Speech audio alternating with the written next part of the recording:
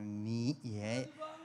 Baik, cuman yang jadi masalah ini boleh nggak sih nih ya kita datengin tempat yang disebut angker, kita kejar, kita udak, kita uji nyali di situ gitu kan ya. Ini kan dia kan punya alam yang berbeda, boleh nggak sih seperti itu guru, silahkan. Baik, bismillahirrahmanirrahim. Al-Quran surah Ar-Rahman ayat 33. A'udzu billahi minasy syaithanir rajim. Bismillahirrahmanirrahim. Ya ma'syaral jinni wal insi in istata'tum an tanfudhu min aqtaris samawati wal ard أن تنفذوا من أقطار السماوات والأرض فانفذوا لا تنفذون إلا بسلطان.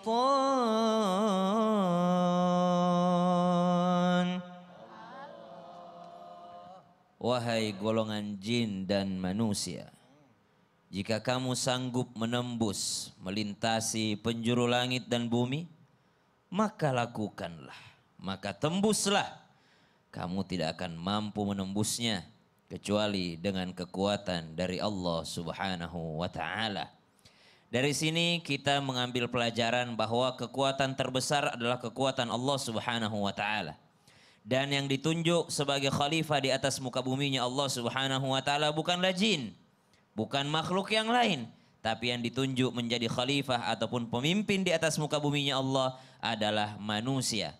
Maka sungguh mengherankan jikalau ada seorang manusia beriman malah takutnya sama jin, malah minta tolongnya sama jin, malah minta-mintanya sama jin, maka minta backingannya sama jin. Kenapa? Karena bosnya ya manusia, pimpinannya ya manusia, khalifahnya ya manusia. Maka manusia ini mestinya sadar, la tanfudhuna illa bisultan. Mari kita mendalami, memahami, menghayati daripada ayat ini bahwasanya la tanfudhuna illa bisultan, kekuatan itu dari Allah Subhanahu wa Ta'ala. Jangan sampai kita kalah kekuatannya sama jin karena kalah juga imannya sama jin.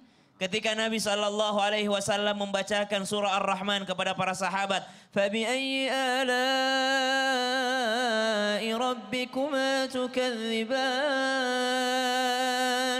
Para sahabat radhiyallahu anhum ajma'in mendengarkan dengan khidmat surah ini. Tapi Nabi malah heran dengan para sahabat radhiyallahu anhum. Nabi bersabda kepada mereka, kenapa kalian diam saja? Bangsa jin saja. Kalau aku bacakan ayat ini, mereka menjawab, ya Allah, tidak ada daripada nikmatmu yang kami dustakan. Walakal hamdu. Dan bagimu ya Allah pujian yang tertinggi hanya bagimu ya Allah. Berarti kadangkala memang seorang manusia sendiri yang merendahkan dirinya. Kenapa? Karena tidak memperdalam, tidak mengangkat daripada keimanannya sehingga kalah daripada keimanan bangsa jin itu sendiri. Wallahu ta'ala alam. Iya baik, terima kasih guru, di sebelah sini pindah posisinya.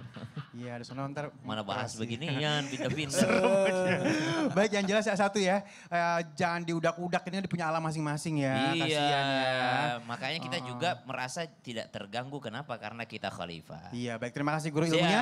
Dan sekarang masuk ke dalam segmen Tanya Dong Ustadz. Kami semua tanya dong Ustadz. Yuk langsung, siapa yang mau nanya? Yang sebelah sini aja nih. Ah ini nih ibu dulu, ibu. Silakan ibu mau nanya apa, yuk.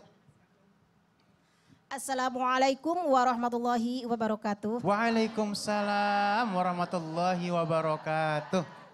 Perkenalkan, nama saya Ibu Nas Asmaya, berasal dari pengajian BKMM Desa Karangnunggal, Kecamatan Karangnunggal, Kabupaten Tasikmalaya. Saya mau bertanya dong Pak Ustadz. Saya pernah melihat penampakan. Apakah benar kalau ada makhluk halus sengaja menampakkan dirinya akan Sial gitu, gimana gitu. balik lagi ya. Iya. Ada pesan tersendiri yang akan mereka sampaikan kepada kita. Oh ya Terima Allah. kasih Pak Ustadz. Wassalamualaikum warahmatullahi wabarakatuh. Waalaikumsalam warahmatullahi wabarakatuh. Silakan Ustadz Maulana langsung aja dijawab nih. Keluar, Kaget. keluar. Eh. Biasa lihat ada gitu. Oh iya benar. Ya, keras. Iya. Jin tidak bisa menampakkan wujud aslinya. Tak bisa. Maka dia berwujud seperti binatang, ular yang tidak simetris. Kalau biasanya kalau dia kecil panjang banget. Kalau besar bantet. Ularnya bantet. Atau dia berwujud seperti anjing.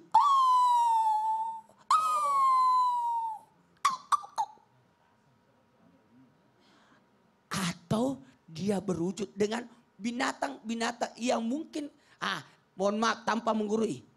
Bagaimana kalau dia menampakkan, apakah ada pesan? Biasanya dia, maaf ya, menakut-nakuti.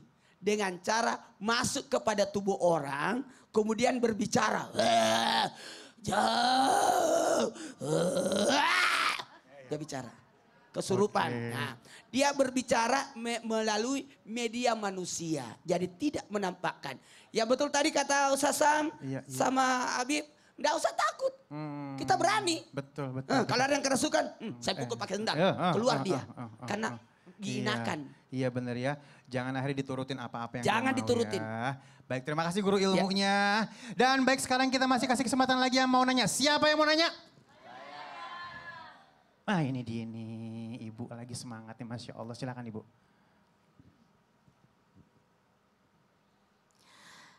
Assalamualaikum warahmatullahi ta'ala wabarakatuh. Waalaikumsalam warahmatullahi wabarakatuh.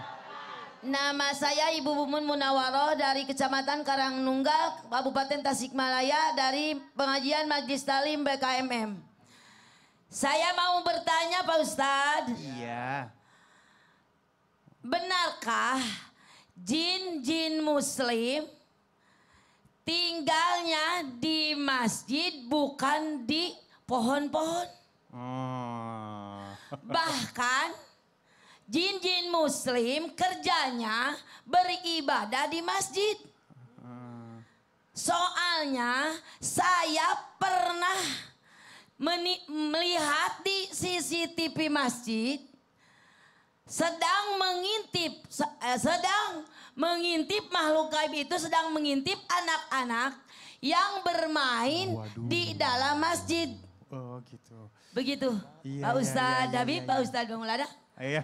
Terima kasih. Terima kasih. Silakan duduk, Bu. Wassalamualaikum warahmatullahi taala wabarakatuh. Waalaikumsalam warahmatullahi wabarakatuh. Wah, tepuk Ya. tangan dulu. Ini pertanyaannya bagus banget. Kalau Silakan. ibu begini, jinnya kabur semua. Iya kenceng soalnya, jelas tegas ya. Ya Habibie silakan ilmunya. Jinnya nggak masuk masjid, lihat ibu Iya. ini. Baik, Masya Allah. Apakah jin-jin muslim itu tinggal di masjid? Intinya jin ini bisa tinggal di mana saja, sudah disampaikan sama guru kita Ustadz Maulana, ada di lobang, ada di kamar mandi, ada di pasar, tadi sudah disampaikan. Nah memang jin-jin muslim ini juga ada di rumah, termasuk juga ada di masjid. Pernah suatu saat ada Ibnul Mubarak kalau tidak salah, itu mendengarkan percakapan jin muslim di masjid. Jadi mereka bercakap, mereka ngobrol, mereka berkata-kata, mereka berdoa, mereka sholat, dan mereka ikut sholat berjamaah. Jadi sebenarnya tidak usah mikirin seperti Ali tadi bilang, ada orang tidur di musola, tiba-tiba pindah ke beduk misalnya. Ya, jadi kan Beneran tidur itu, di Beb? musola, dia pindah ke Dipindah di beduk. Iya, dipindahin ke beduk. Mungkin yang tidur, makanya orang tidak dianjurkan untuk tidur di musola, tidak dianjurkan tidur di masjid. Tidur itu di rumah. Di rumah. Masjid tempat ibadah kepada Allah Subhanahu wa taala. Sebab kenapa? Terkadang kan orang tidur. Tidur kan dia tidak sadar, tiba-tiba mimpi janabah misalnya. Jin nggak suka. Malaikat nggak suka kan, namanya orang tidur. Dia janabah, ketika dia janabah berada di dalam masjid, maka hukumnya haram dia berdiam di masjid. Jadi sholat saja, memang jin-jin itu ada di mana saja, termasuk jin-jin muslim yang beriman itu berada di rumah-rumahnya Allah Subhanahu wa Ta'ala. Jadi nggak usah juga ngintipin jin di CCTV. Nah, atau ngamatin, sebenarnya dia lewat-lewat aja. Kalau kita amatin kadang-kadang suka nampak. Jadi nggak, artinya min husni islami mar'i tarkuhu ma la ya'ni. Dari baiknya agama orang itu meninggalkan sesuatu yang nggak manfaat. Ngapain kita mau cari-cari jin, lihat-lihat di CCTV kan tidak bermanfaat. Baik, terima kasih guru. Baik. Ada yang bahaya nih, Jim, kalau misalnya bertempat di hati kita. Iya. Baik, terima kasih guru. Baik. Sebenarnya nggak ada yang serem ya, setan itu nggak ada yang serem. Yang serem itu manusia kelakuannya kayak setan. Aduh, serem banget ya. Nah, baik, sekarang kita ngomongin yang seger-seger ya. Ustadz Maulana dan Abang Fadli ada yang seger-seger nih, silakan. Ustadz, ini Masya Allah ya. Kan lagi heboh nih. Orang-orang Indonesia menolak menggunakan produk-produk yang terang-terangan mendukung terjadinya konflik di sebuah negara. Itu kalau dalam Islam kayak gimana sih Ustadz? Untuk membantu saudara sesama muslim dan demi kemanusiaan, salah satu caranya memang dengan stop menggunakan produk yang mendukung terjadinya hal tersebut. Tapi apa dengan stop menggunakan produk-produk itu akan membantu saudara-saudara kita yang kesulitan Ustadz?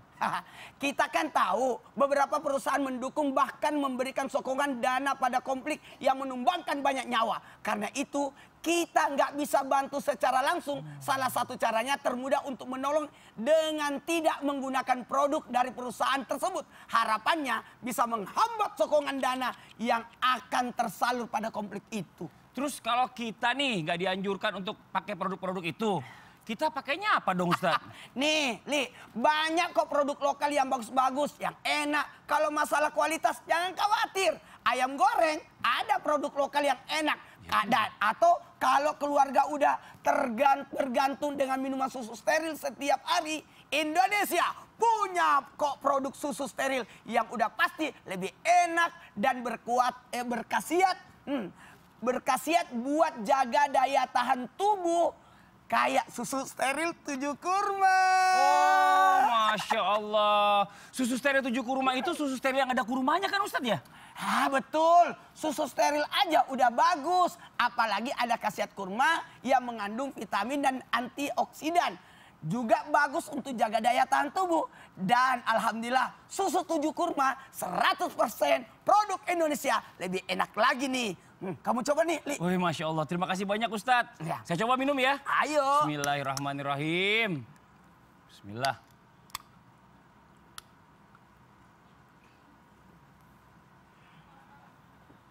Masya Allah. Enak banget Ustadz. Manis kurmanya berasa pas. Nggak kemanisan.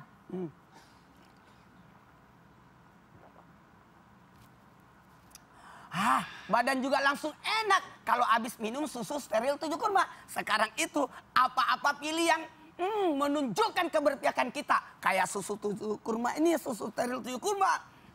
Insya Allah jadi pilihan yang penuh berkah. Alhamdulillah. Nah, buat jamaah yang ada di rumah nih, jangan kemana-mana dulu. Setelah ini kita lanjut lagi ya. Kita masih akan memberikan kesempatan kepada jamaah yang ada di studio mewakili di rumah untuk bertanya langsung sama guru-guru kita. Jangan pindah channel, tetap di Islam itu Indah. Jamaah, oh jamaah, alhamdulillah. Saya berada di pihak susu 7 kurma. Saya minum lagi kalau gitu Ustadz. Bismillah.